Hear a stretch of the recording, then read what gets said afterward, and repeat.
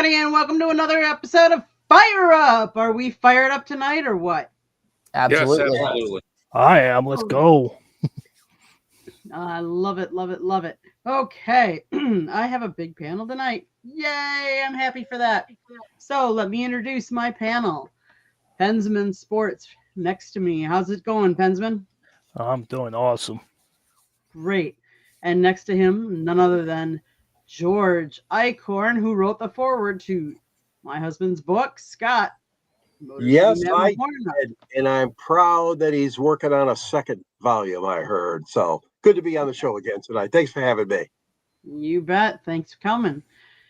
Jay Dizzle, Southern Comfort. Isn't that what you normally go by, huh? Southern Comfort. Man, I haven't drank that in a long time, but I'm the Southern Fried gentleman of Southern Fried Sports. I decided to change it up a little bit tonight, so we're in a little bit of a party mode. We're in a good mood, so it's Jay Dizzle for Rizzle for the evening. Okay, and then none other than Mr. Ralph Williams. How are you, Ralph? I'm great. Thank you, Candy. Thanks for having me on. It's great to be here tonight. Thank you. It's great to be on with you, gentlemen. There's a whole slew of topics we could be talking about. Let's start with the season that just ended, the NFL. So let's start. There's free agency. There's going to be a draft coming up. Let's talk about, because there's been a lot of moves lately. There's been some big signings, and then there's been a lot of free agencies. A lot of people let go or not renewed or traded. Let's talk about some of those big moves. Pensman, tell me some of the big moves that you've noticed. Well, in case you guys haven't heard, Christian Kirk just signed with the Texans tonight. I don't know what time exactly, but as of tonight, Christian Kirk is headed to the Texans after a day of being unemployed. He is officially a Texan, and the Jaguars just released that. The Pittsburgh Steelers just need one wide receiver. Can you please, Art Rooney, give me one receiver? I know Najee Harris is leaving. I know that, but just give me one wide receiver. I get the draft of running back. There's, like I said the other day, there is tons of running backs in the draft. Just give me one big name free agency. That's all I ask for. Okay.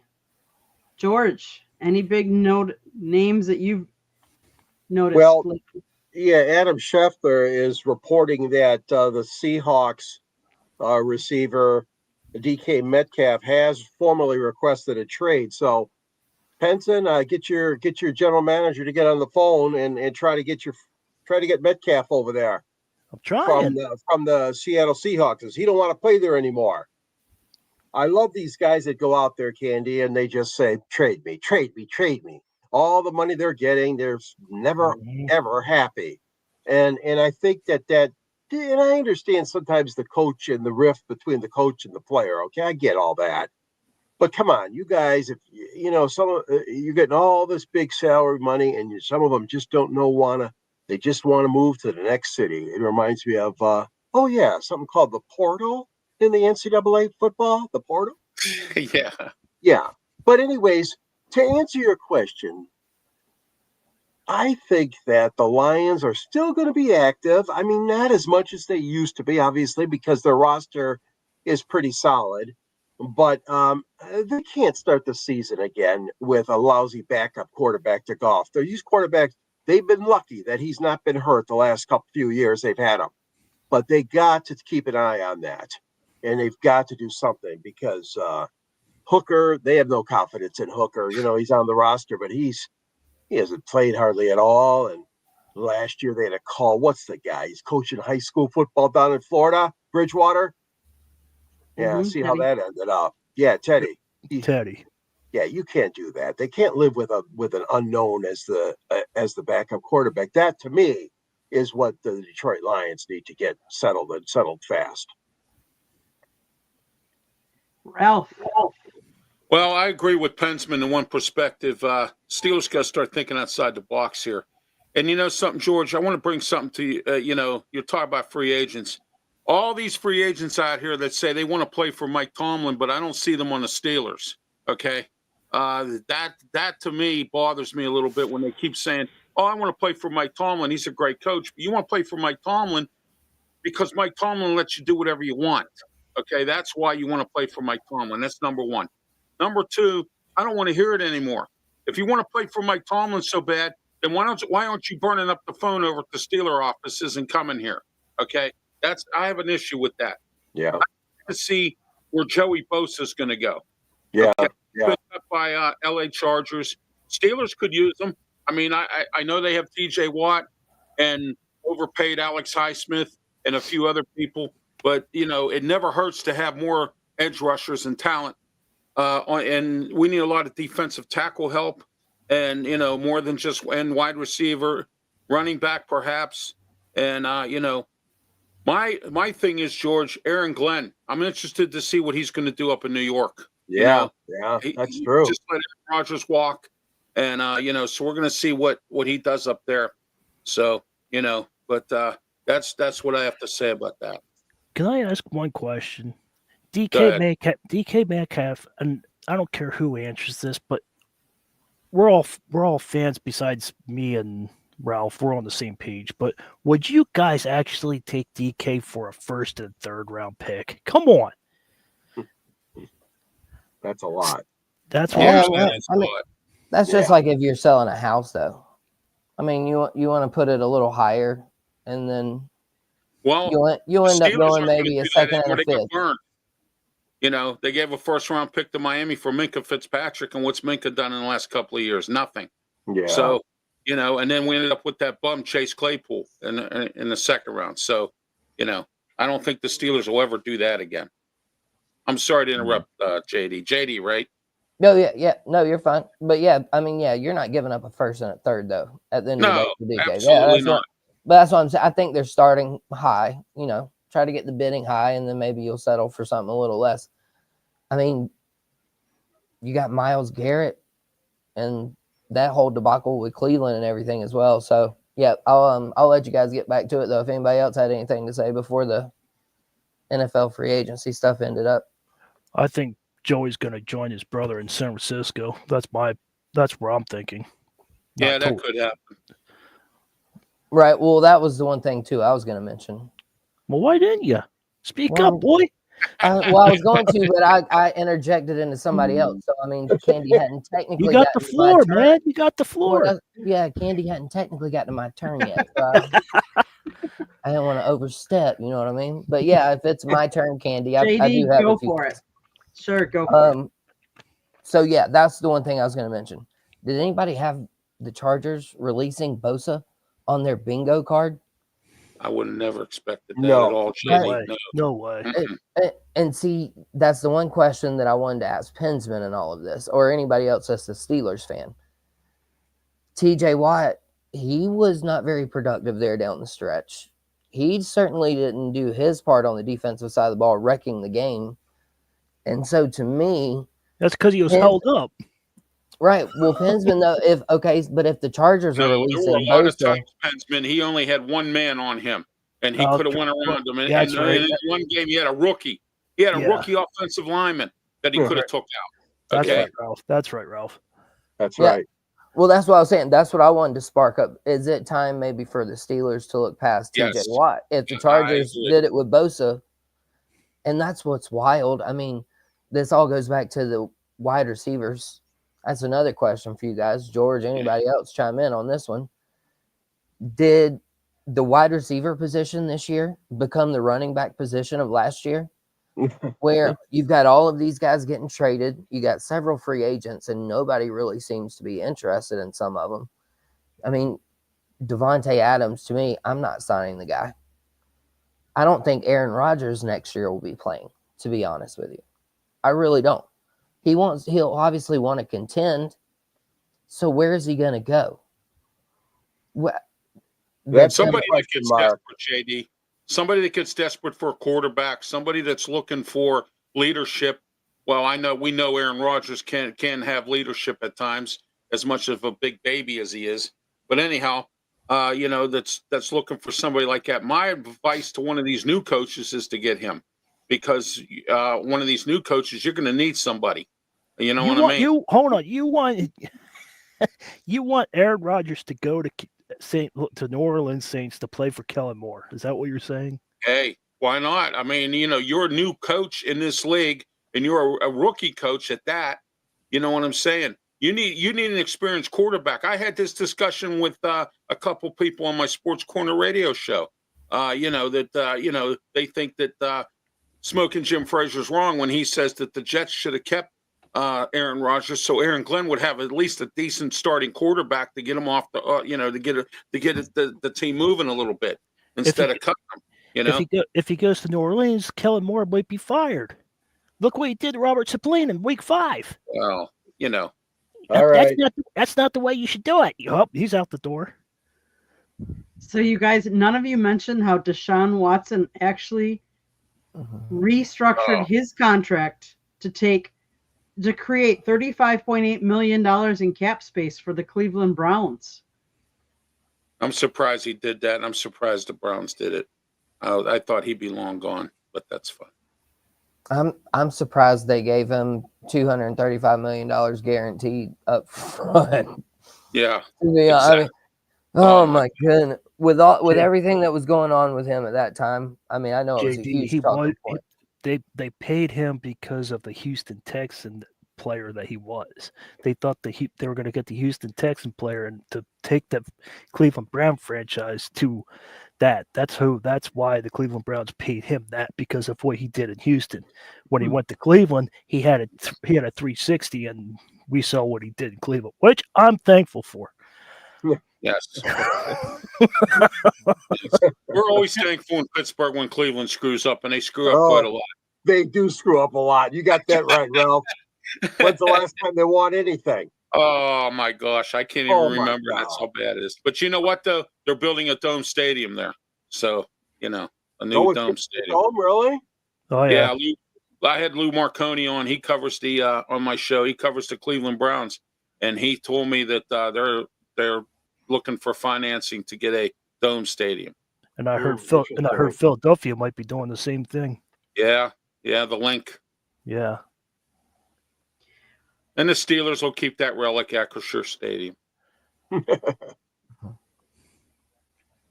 Okay, so. And Candy, we didn't talk about Dak Prescott. Dak Prescott restructured his deal, and they saved about $27 million too. So, Cowboys fans, you can go, yay, we got Dak Prescott, who won 2 playoff games. Congratulations. And they got Trey Lance still there too, I believe. So. Pensman, not to correct you, but I'm pretty sure Dak's only won 1, I think. Oh, he's won 2.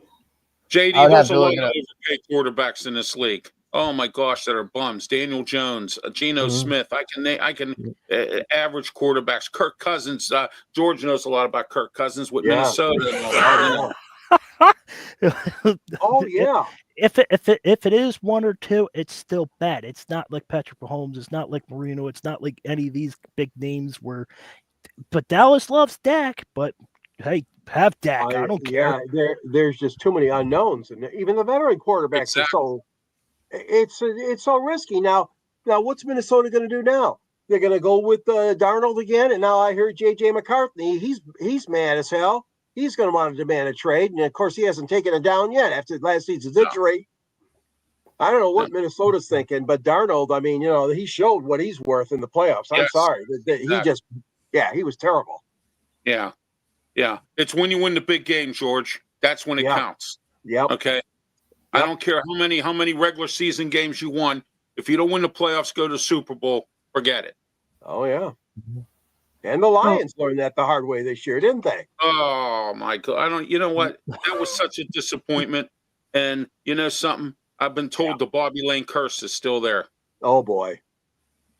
Right. So hey, and Candy, if I may too, I want one more question since y'all are kind of on this topic and stuff already about all these players.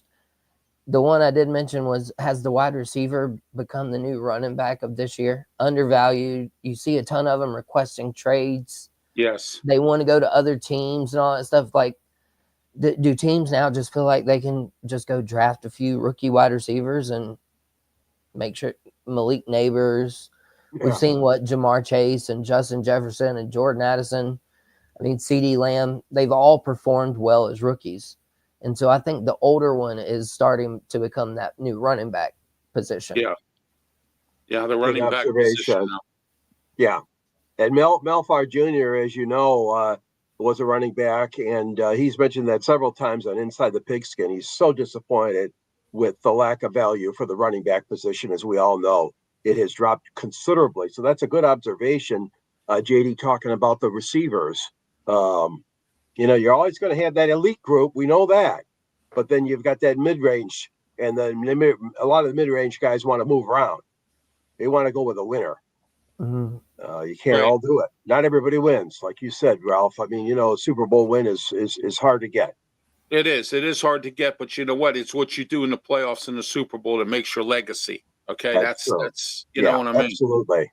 You know, and one other thing I want to add here, real quick. Every year in the draft, and I think a lot of you agree with me on this, there's always a lot of wide receivers. If you pick up the mock draft publications, there's at least everybody, they have a top 25 for every position, but wide receiver, they have a top 40 or top 50. So that means there's plenty of wide receivers to go around that you can draft 2 or 3 of them in your draft and still, and for what you need, if you need that many. Good point. I think I did a video the other night where I said the same thing. Thank you, Ralph. I was going to say that anyway. I mean, no, I appreciate you commenting on that. That was awesome. Let's face it, as the football field is however wide receivers are way on the end. A running back is in the play more often. Whether you're going to pass to them, whether you're going to hand the ball off to them, whether they're going to pass block, possibly, picking up somebody that's going to try and sack the quarterback. So the running back is in on more plays, or has more of more of an effect on the play than maybe a wide receiver does. 70% of the playbook is running back. Very good observation there, Candy. You're absolutely right. It's a tough position. It's a tough one, and that's why their length of service is so short. Because 6-8 years, George. Yeah, they're getting beat up back there. Yeah. But they're still valuable. They're still valuable. Yes. Look at what Detroit did. And I'm not trying to just brag about Detroit, but you got to admit, guys, when they got that steal, Montgomery, from the Bears, and then they draft, it just was a smooth transition from a team that didn't have no running game at all, the Lions, to now one of the best in the league. But you're right, Candy. They get beat up. They got to block. They got to do screen passes. They got to protect the quarterback, like you said. I mean, anything. I mean, it is not an easy job. And the wide receivers, like you guys are saying, they're a dime a dozen. You just got to be smart and pick the right ones that are going to be in the NFL for a long time. Yes, absolutely. And a lot of them got attitude problems, George. Prima donnas. Look at George Pickens here. We're having issues with him. I mean, look at this Jameson Williams with the Lions. Yeah. Pain in the butt. And but he can perform. Speaking of running backs, Philadelphia Eagles, Howie Roseman, I don't think you got this right. You got rid of Darius Slay, James Bradley, but you signed Barkley for a huge deal for $41 million. And I'm an average fan. I'm a fan of the Steelers, but I don't know math. But have you guys paid attention to whoever gets big contracts? Ow, my hamstring. Ow, my knee. You get hurt. Good job, Howie. Yeah. That's a really good question, though, for another day, Candy. And then, I'm sorry to interrupt there. But yeah, what are the odds that Saquon repeats the year he has this year? Granted, I don't think he'll rush for 2,000 again, but I don't think he'll fall off much next year. I don't see it. They're too good. He's with the right team, JD. They're too good on the offensive line. They have to change their offensive scheme again because Kellen Moore went to the Saints, and we're going to find out where they go. So the only reason the Eagles will be bad next year is if Saquon bought them too much Budweiser when he bought them all a semi-truckload of Budweiser, and they're all too hungover to play. Darius Slay's gone. James Bradley's gone. Josh Sweat's gone. all these people are leaving. So we'll see Well, what happens. That's why Howie Roseman's a genius, because he knows how to do things. Unfortunately, though, we have Andy Weidel, who's supposed to be a genius too, and put that team together. But I haven't seen any results in the last couple of years, so we'll see. Nope. I do want to address something in the chat room.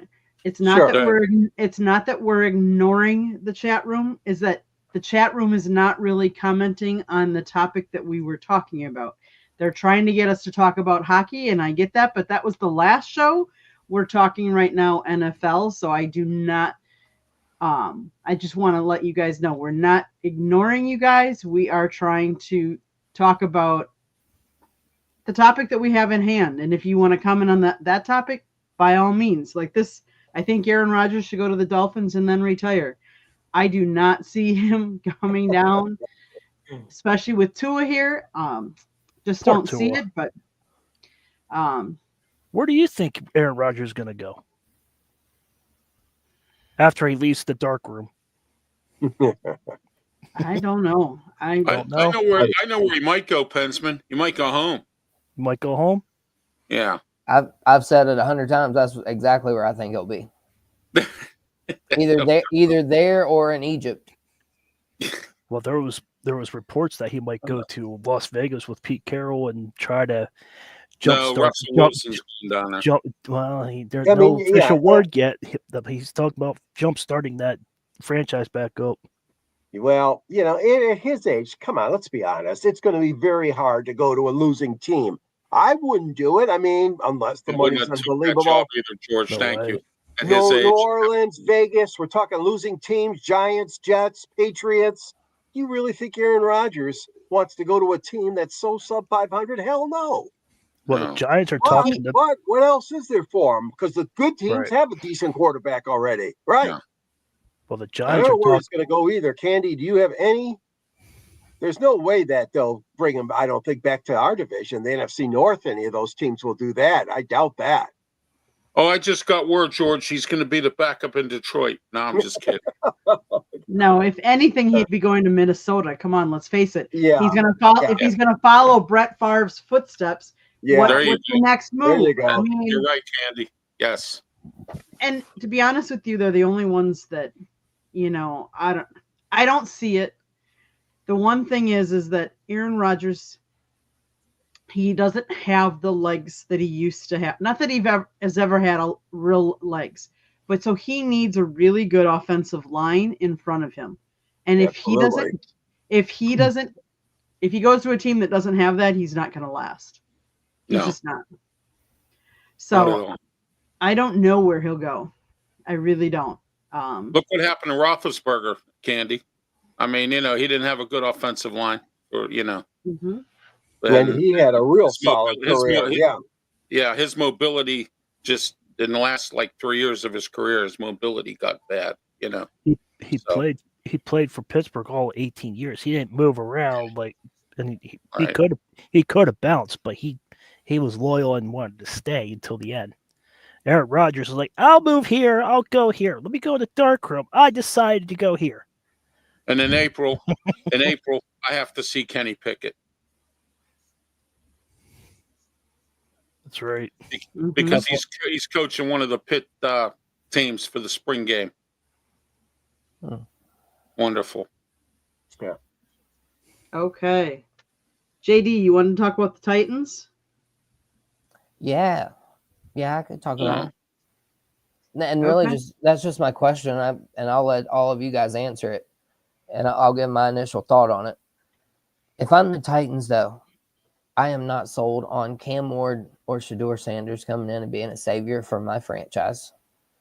I'm also not sure I'm taking Abdul Carter. And with the Titans and all of their needs, given what people get for number one overall picks in the NFL these days, I'm not picking if I'm the Titans. I'm trading back. Not very far, maybe to 3 or 4. Let the Giants, let the Browns, let any one of those guys who want to come up and get a quarterback, let them come up to one and let them figure out who goes first between Cam Ward and Shedeur Sanders. But if I'm the Tennessee Titans, I want nothing to do with either one of them. So what do you guys think the Titans should do with their number 1 overall pick? If I had to pick between the two, JD, I would take Cam Ward because of his body of work at in Miami, and before that, he was at what was it, Washington State or something like that? Am I correct there, Candy? Utah. Yeah, he was at Washington. Yeah, or Was it Utah or something like that. He was, Golly, was it? Yeah, some. yeah, Yeah, I think- right church, wrong pew. So but anyway, I would take Cam Ward in that perspective because Shadir Sanders, you draft him, you're going to have to put up with his dad, and I don't know if you want to do that. Okay. Yeah, I thought about that, Ralph. You're right. Yeah. You don't want to put up with his father, and I don't think I want to deal with that either. So Well, and to that point too, Deion's already said there's some teams he's not going to let him be drafted to. So I mean, what exactly does that mean? it's going to be another John Dallas. Elway. That's what Dallas. it's going to be. Or no, the one Yeah. so the one that always pops in my mind is Eli Manning and Phillip Rivers. Yeah, that was another one too. Yeah, That you're was right, the JD. one- I forgot about that one. Yeah. Yep. Where so do we really think Deion has as much pull as the Mannings though? Like to me though, I don't know. I'm just not sold on either one of those guys really. No. I just feel like I would get more draft capital. Yeah. And be Oh, able yeah, absolutely. Defensive lineman, offensive lineman, Yes. and then The Titans are a wreck, JD. They really are, and they need to, yeah, they're JD, absolutely to answer your question, the New York Yeah. Giants are interested in trading up for the first round pick to get that. That's well, what I good. heard. Then good. Let them Yeah, do it. so Yeah. I think if the Giants do that, I think that they're going to get Cam Ward, and Cam Ward's going to try to save that franchise. Going to try. Hey, Pensman, I got a better chance of getting struck by lightning than the Giants getting saved this year. Yeah. Well, Yeah. well, step outside and see what happens. That's it. So I can tell you that the Giants went down to the Pop-Tarts Bowl to see Cam Ward play. Cam Ward played the first half to play for those scouts from the Giants. And then that's why he sat at halftime. He didn't want to keep playing. You don't want to get injured, but he played because the Giants sent scouts to that game to see him play. Plus, he already broke the record, so that's why he sat at halftime too. Mm-hmm. Yeah. So I don't know. We know there's not going to be. I mean, that draft in Detroit with all those quarterbacks and Candy, you and I and Scott covered that draft. You're not going to see a repeat on that because there are not enough good quarterbacks coming out this year as we had last spring. This is another Kenny Pickett draft. Right. The year that Right. Kenny Pickett was, So to answer your question, Jay, they're going to have to really be careful with that pick, Tennessee, or maybe they will listen for some offers. They can pick up more draft capital by trading that number 1 pick. I mean, heck, that deserves a lot of consideration. If I'm the Titans, like you said, Ralph, they have so many problems. They have so many issues. They have so many. Absolutely. They need help. They need help. Have a lot of issues. Yeah. So, when you're in a situation like that and you're not sure if Cam Ward's going to be the best guy or Sanders, I mean, nothing is written in stone that you got to take that quarterback with that number 1 pick. That's where you got to really be smooth, though. If you want to try to build a franchise back up, you got to have draft capital. Yeah, you do. Right. You have to go young, and you got to have a lot of draft capital. Get some young offensive linemen. Exactly. Defense, yeah. That's Get the those- line get of those scrimmage extra is where picks. you need to go. Yeah. Okay. So If you don't have good lines of scrimmage, forget it. It's over. It's done. You might as well hang it up. If Cam Ward does go to the Giants, would you watch the Giants, Candy? just a question, because you watched them in college. I would for suspicion, or I would for curiosity, just to see what Cam Ward would do.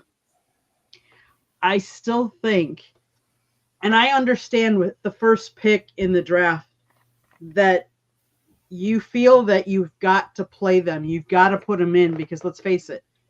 But I still say there's something to be said about sitting, especially a quarterback, that first year so they can watch the defensive schemes. They Yes. can learn from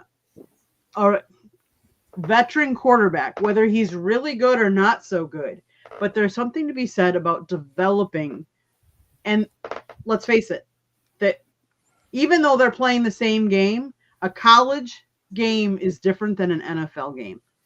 And it's played at a different speed. It's played at a different level.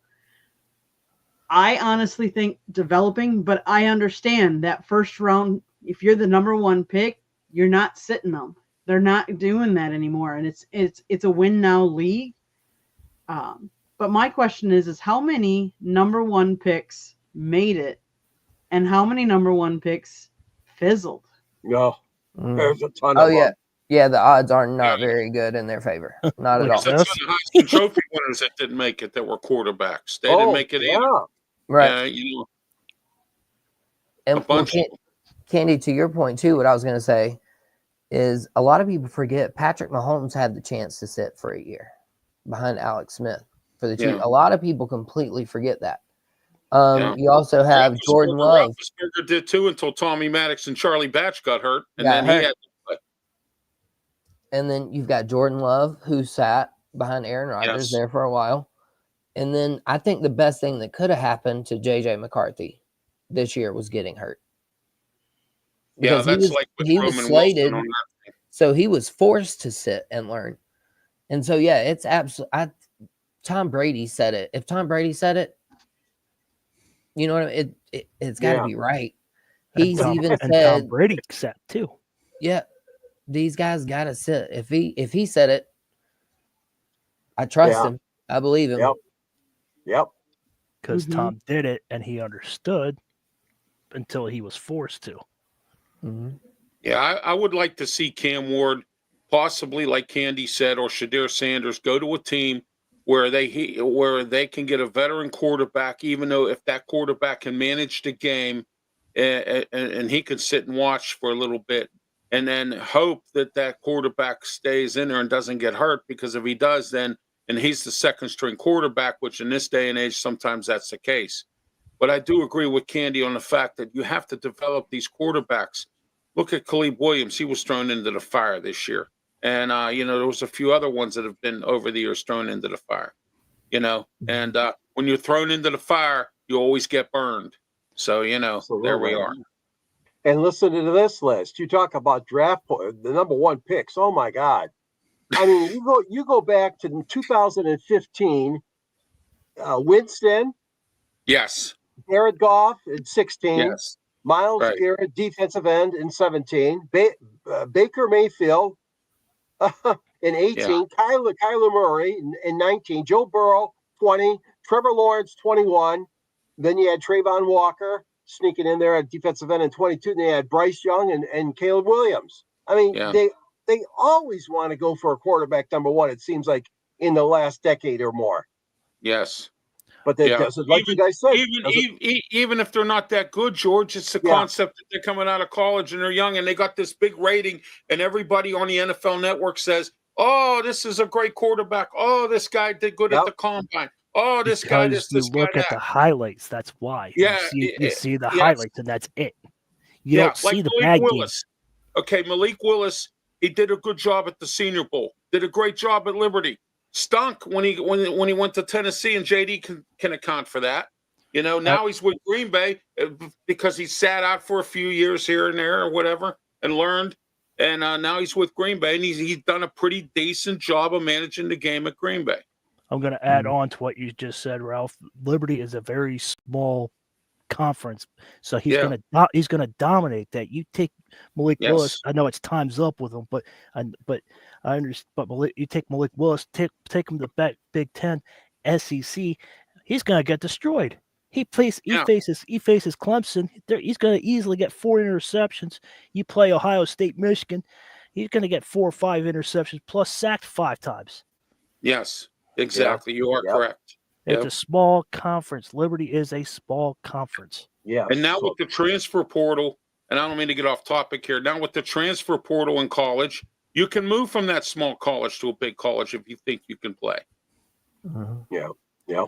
I think it's more not if you can play, but if a coaching system recognizes your play and has seen your play and tries to bring you in, because it's a lot about the coaches and bringing in the players as opposed to, and I get it, it's the players that want to say they want to move or they want to look for other avenues or money sources, let's put it.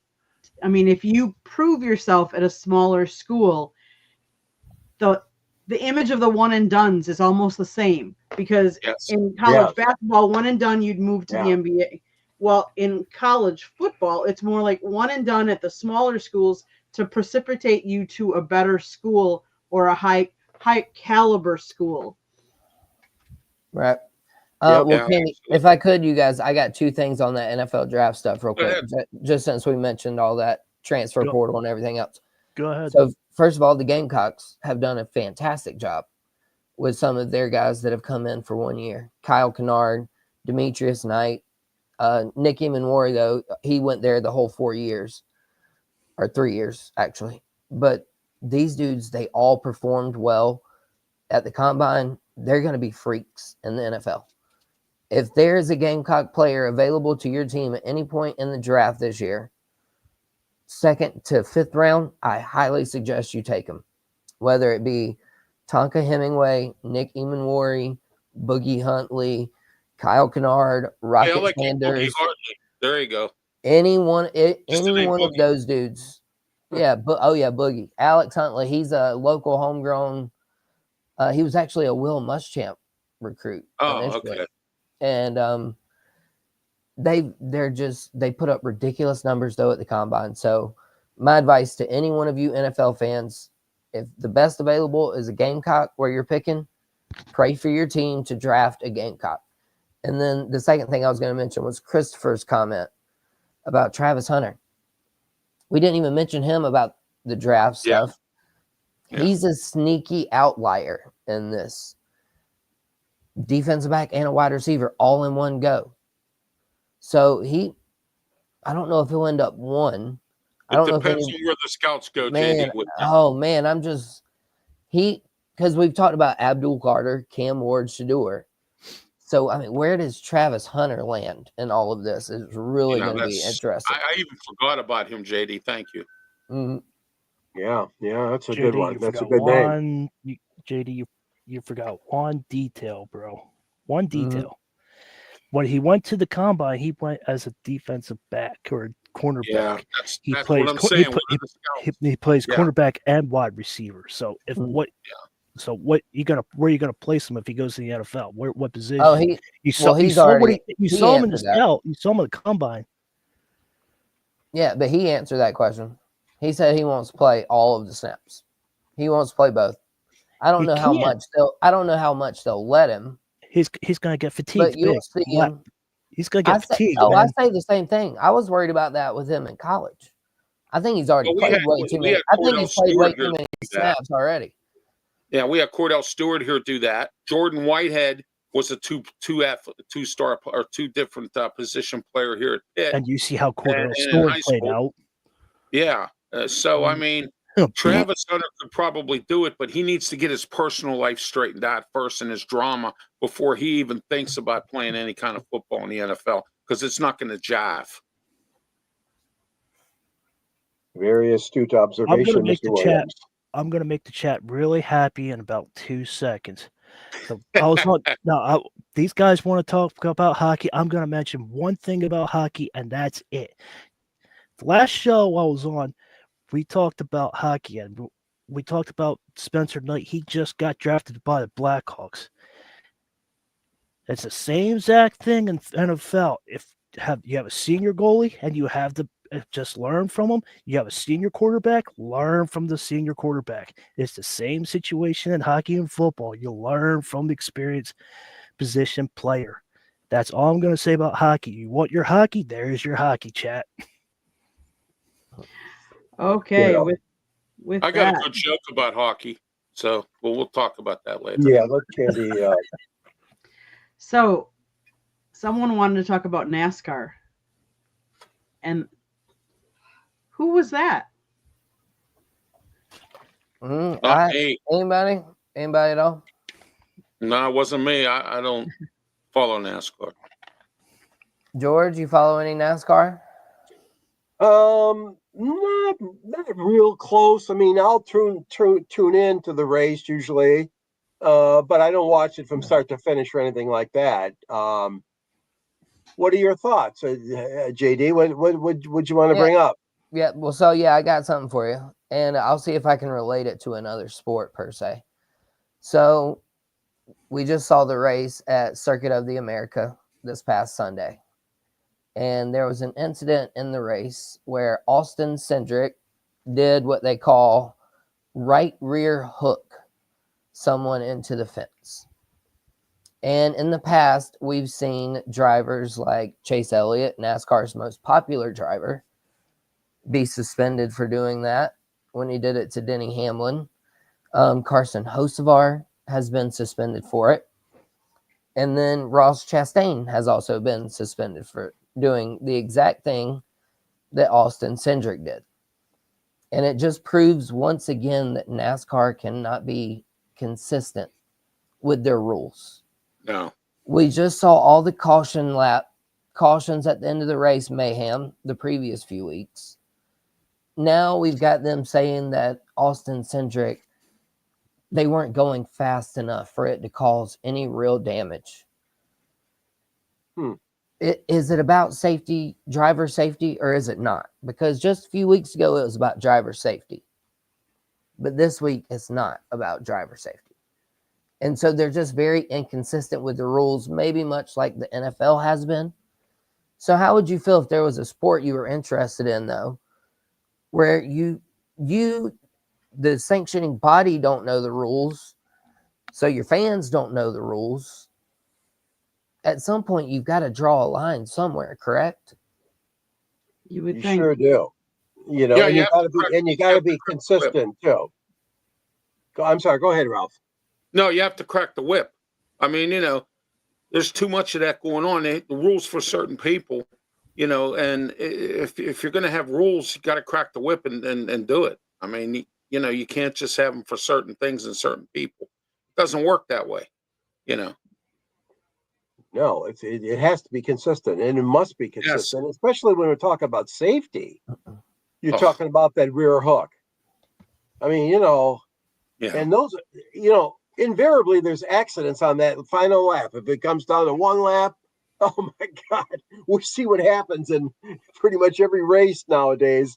There's all kinds of craziness going on. They're trying to finish that race. It's just mind-boggling. But to get back to your point, JD, yeah, I would say they have to be consistent. And if Cindric deserves a fine, punishment, or both, he deserves it then, if it's proven. Right. Well, he did. So he did end up getting docked 50 points, which is like a race and a half. Yeah. But you just can't. And I think NASCAR hamstrung themselves here too.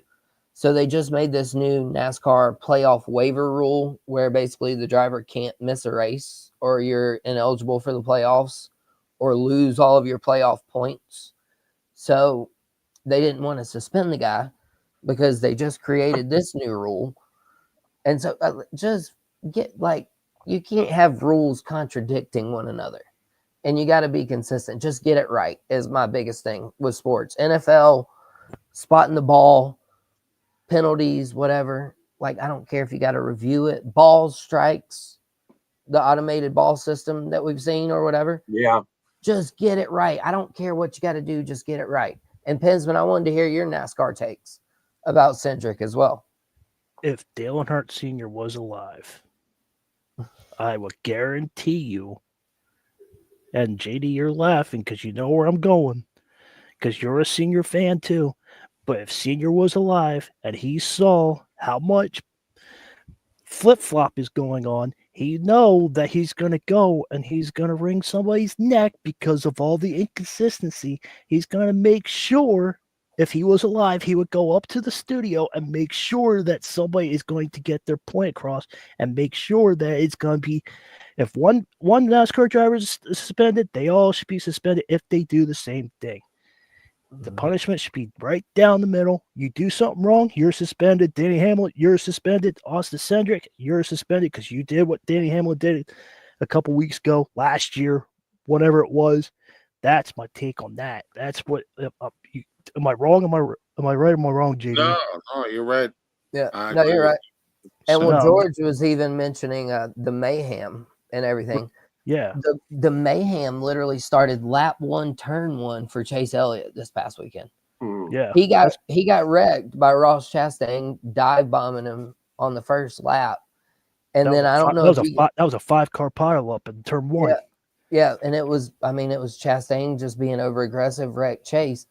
But I don't know if you saw it later in the race. Chase Elliott was coming up to pass Ross Chastain. Ross Chastain knew what was coming, man. He dove so far out the way. He just let Chase go on by. Didn't bother him one bit. He knew he was wrong. But yeah, the mayhem literally started lap 1. I love NASCAR. You never know when you're gonna see mayhem. It could be lap 1, lap 30, lap 72. You just don't know. Yeah. Well, see, George would remember this. Okay, back in the day, we had a commercial called "When E.F. Hutton Talks, People Listen."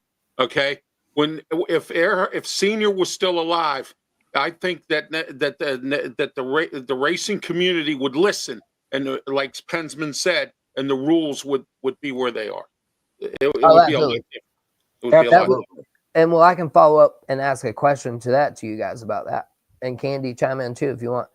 But I honestly think NASCAR, if Dale Earnhardt walked into their hauler for a meeting or whatever the case may be, I feel like NASCAR listened to Dale Earnhardt more than he listened to NASCAR. So therefore, though, now that Dale Earnhardt Jr. is not there, Jeff Gordon, Jimmy Johnson, somebody got to pick up the slack, JD. That's what I'm saying. But there's nobody out there that NASCAR respects that much at this point. No, not at all. No. Yeah, that's a good point. Yeah. I Okay, thought guys, it might be Brad Keselowski, but his star is so diminished now. Brad's not the man. I might step on JD's toes, but would Austin Dillon fill those shoes that NASCAR would start to respect? He's got the 3-car. Nobody's respected the 3-car since it came back. I like JD's answer to that question. Not a chance. Not a chance. Oh my. Guys, let me do a quick station break because I haven't done one yet. South Florida Tribune Publishing Company published a book, Lessons from the Microphone, Tuning into the Enduring Wisdom of Visionary Leaders. It is written by Scott Morganroth, and the foreword is written by George Eichhorn. It is available on Amazon, Barnes & Noble, Kindle, Google, and Apple Books. There's also a link on our website, www.southfloridatribune.com, where you can get a copy of this book. You can get there's a link to our merchandise store. There's a plethora of great information on the website. If you like to listen to podcasts, you can find us wherever you get your podcast. If you want to advertise on a show, you can call Scott 954-304-4941. If you want to be a guest on the show or have show ideas, you can always email us at southfloridatribune@gmail.com. Okay, guys, I am going to swing it over to baseball now. Barry Bonds came out and he says he appreciates the greatness of Shohei Ohtani, but believes the Los Angeles Dodgers superstar benefits from a softer game. There's no doubt about the type of player Ohtani is and what he's accomplished in his career, but the game has changed, Bonds said in an interview. Bonds continued, Ohtani is not going to hit 2 home runs without seeing one go right at his head in my generation. I don't care what he does. He's not going to steal 2 bases without somebody decapitating his kneecap to slow him down because it was a different game back then. What are your thoughts about what Barry Bonds said about Ohtani? And I'm going to start with you, George. Barry Bonds, I don't know. I mean, it's always hard to determine. I mean, baseball has had different eras. I mean, so as far as softness goes, I mean, is the pitching as good as it used to be? Probably not. I mean, that my feeling is that with expansion, all of baseball has been diluted over the years. We know that. Adding more teams, you got less quality. the roster spots, less quality players, unfortunately. They all can't be superstars. So I would guess that Bonds might have a little bit of a correct reflection on that, but I wouldn't take it that far. I mean, Ohtani has shown that he is a mega star. He can hit fastballs, he can hit sliders, he can pitch really well, as we know, before he got hurt, especially.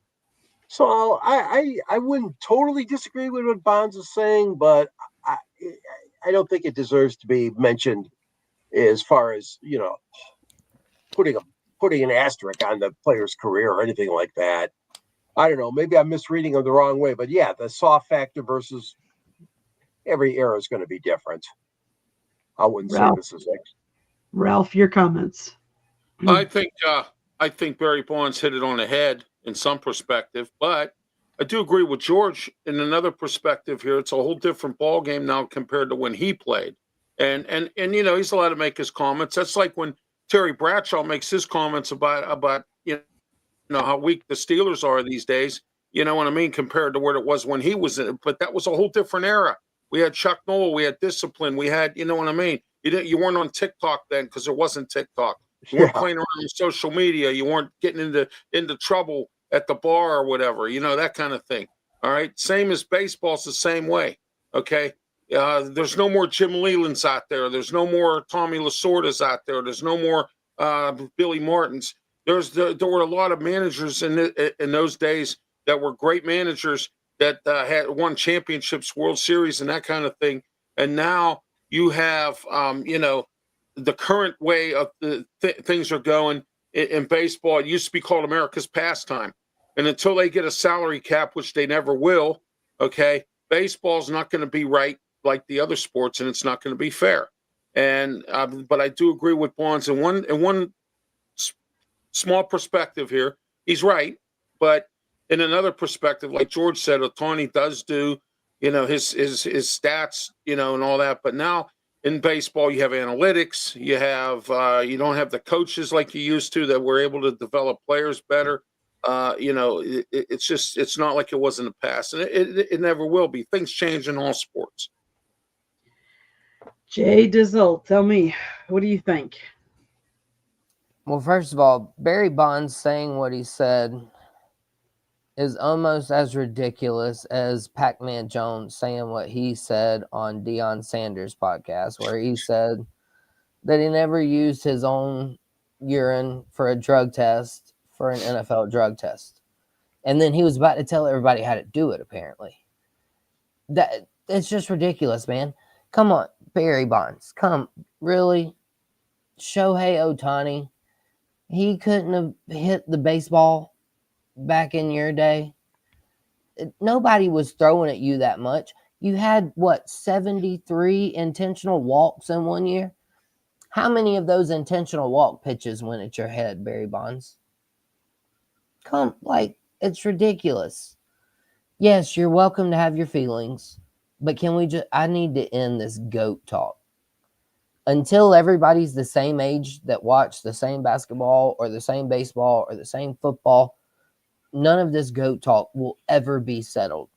It'll be an ongoing debate, like politics, something to just make you angry every day of your life. So just stop it with the GOAT talk. Pete Rose, we see he might get pardoned to get into the Hall of Fame.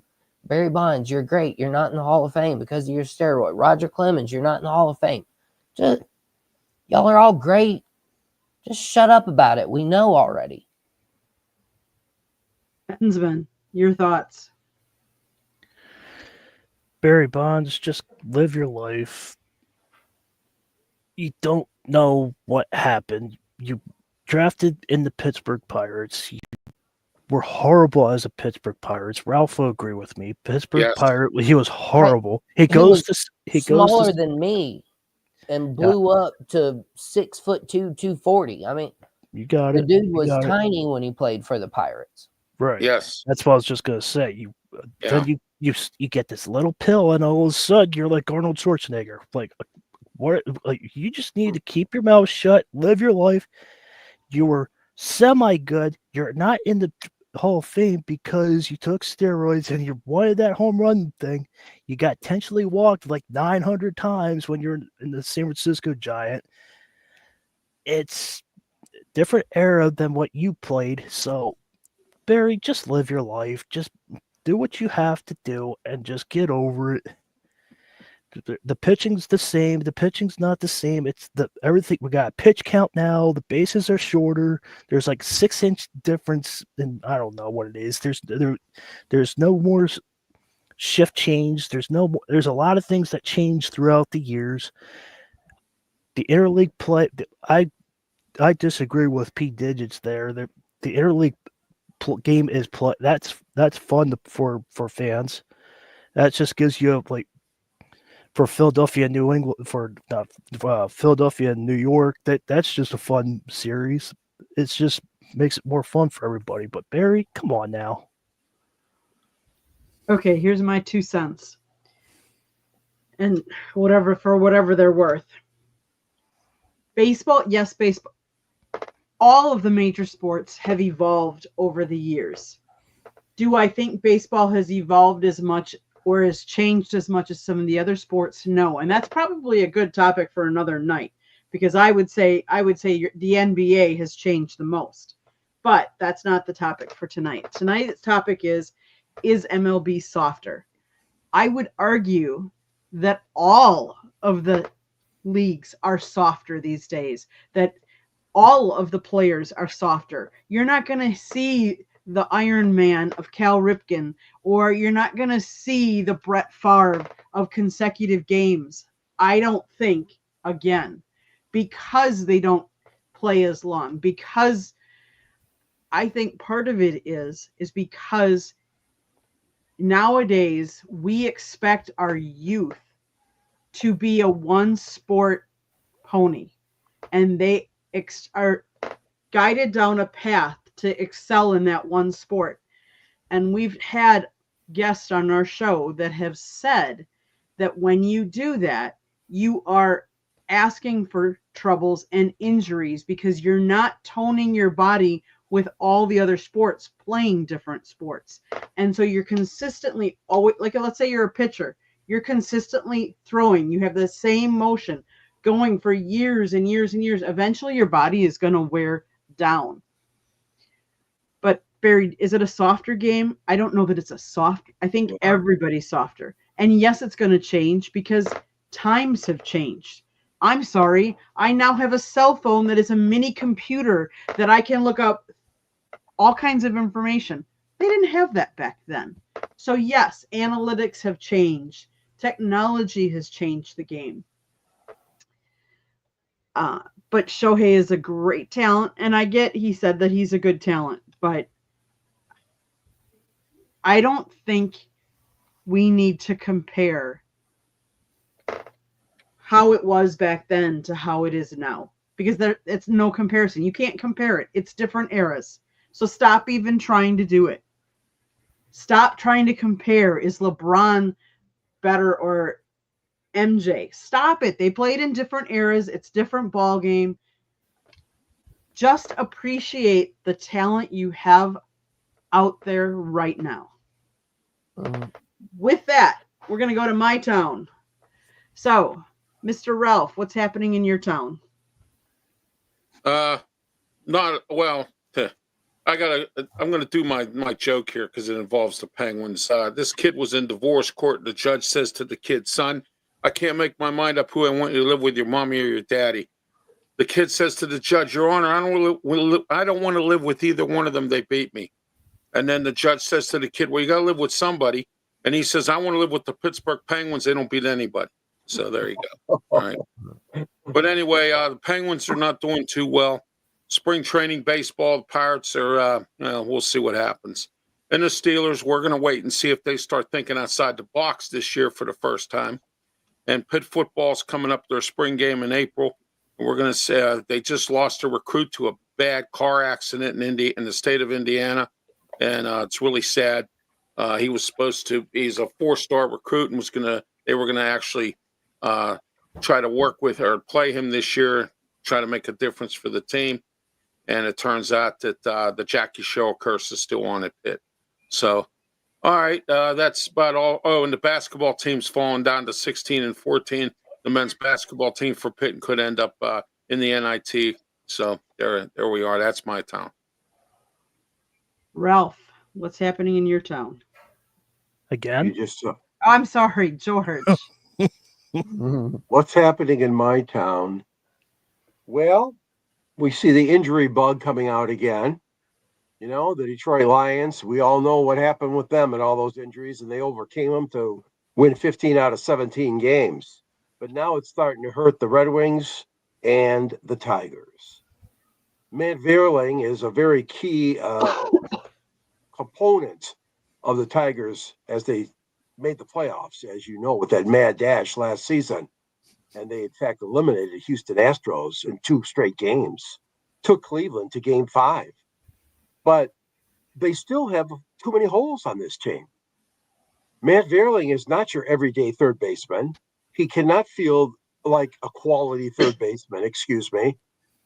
You got Javier Baez with whatever happened to this guy at shortstop trying to make a comeback down in Lakeland, Florida. You took a rookie, Colt Keith, you moved him from second base to first base, and you kicked Spencer Torkelson, temporarily at least, off the starting lineup, and you brought in Torres, which was a good move. Only 1 year, though, from the Yankees. So the Tigers still have a lot of questions in my mind.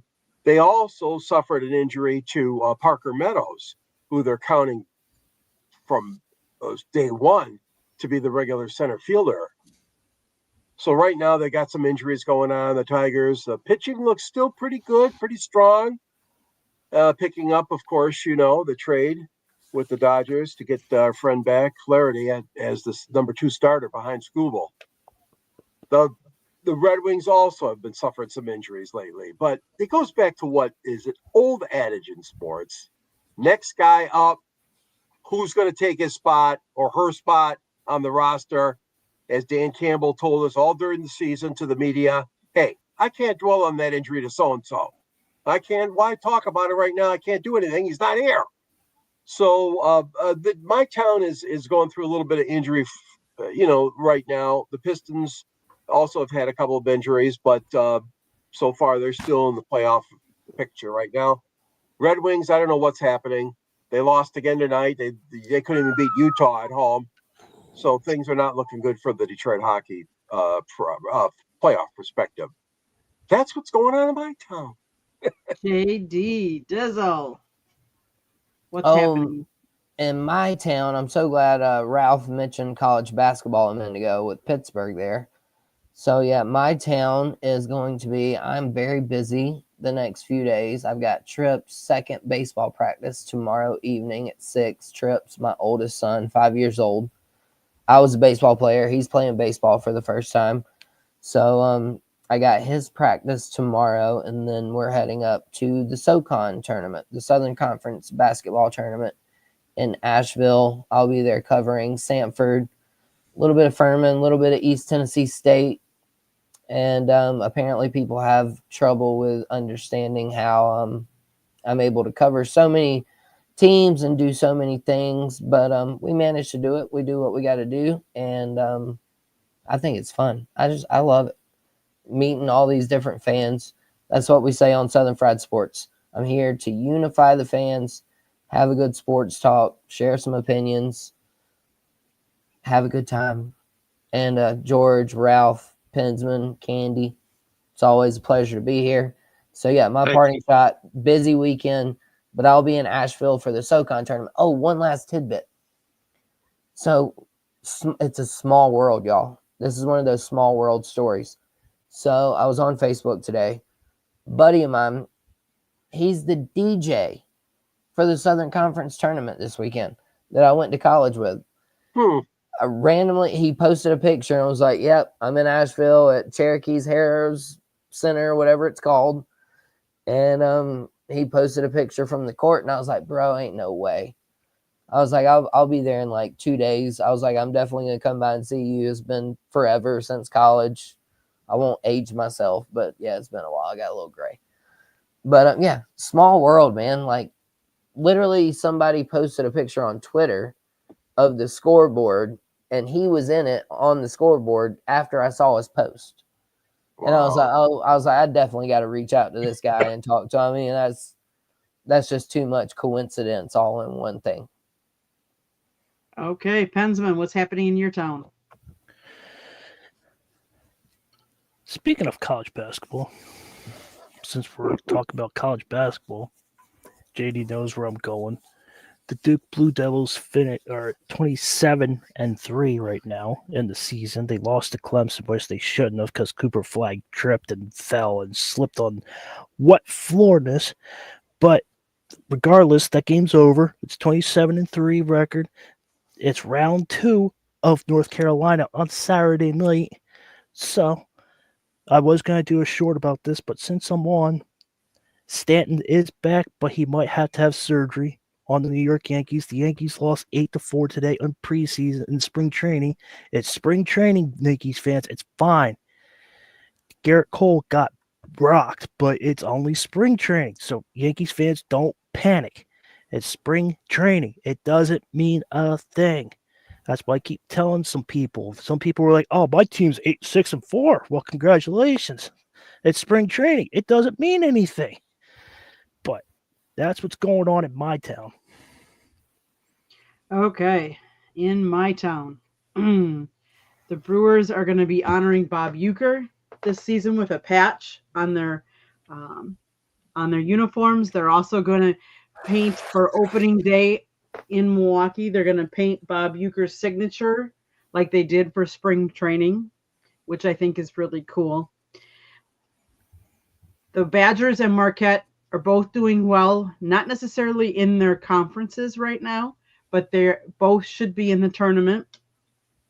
But the one really bright spot, and I talked a little bit about this last night, is the women's hockey team for Wisconsin. They have they're 21-1-2 or something like that. It's crazy how well they played this year. They are going in the semifinals tomorrow afternoon. They are in the Frozen Four, so we will see. But I can tell you, the one thing that I saw today that made me happy is that, and I forget what position it is, but one of the positions for position of the year, Wisconsin's going to win it because the 3 finalists are all from Wisconsin. They're not from any other school.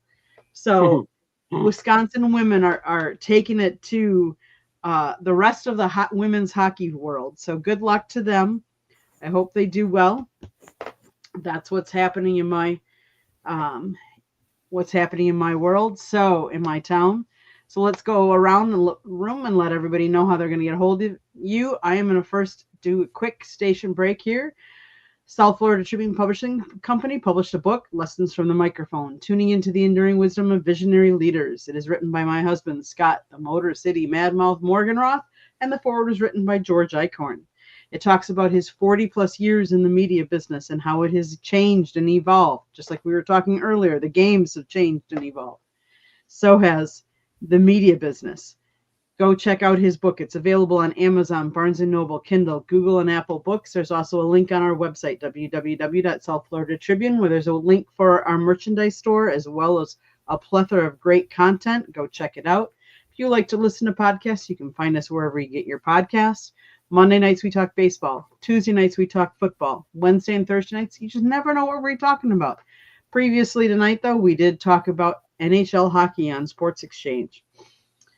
If you want to be on a show or have show ideas, you can always email us at southfloridatribune@gmail.com.